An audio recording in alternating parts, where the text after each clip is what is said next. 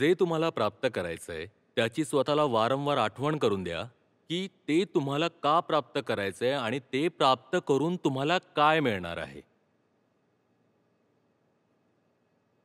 तुमच्या ध्येय प्राप्तीच्या मागची प्रेरणा काय आहे? इन्स्पिरेशन काय आहे? हे स्वतःला वारंवार आठवण करून द्या, कारण तुम्ही विसरता.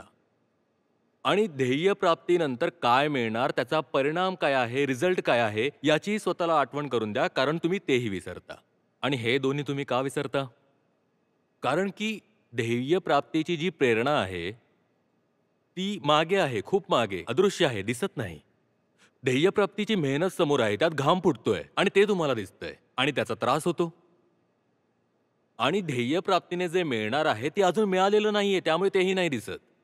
दृष्टीस नेमकं काय पडतंय? की तुम्ही जे करू पाहताय त्यात किती मेहनत लागतेय.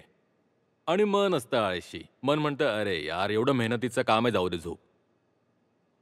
त्यामुळे जे दिसतंय त्याच्या व्यतिरिक्तही जे काही आहे त्याची आठवण ठेवा.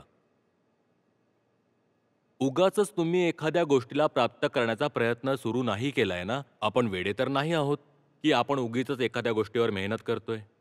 आपण जे अचीव्ह करू इच्छितोय, जे प्राप्त करू इच्छितोय, ते प्राप्त करण्याच्या मागे आपल्याकडे एक ठोस कारण आहे. तेव्हाच आपण मेहनत करतोय ना. ते कारण आपण अनेकदा विसरून जातो, कारण ते कारण दिसत नाही.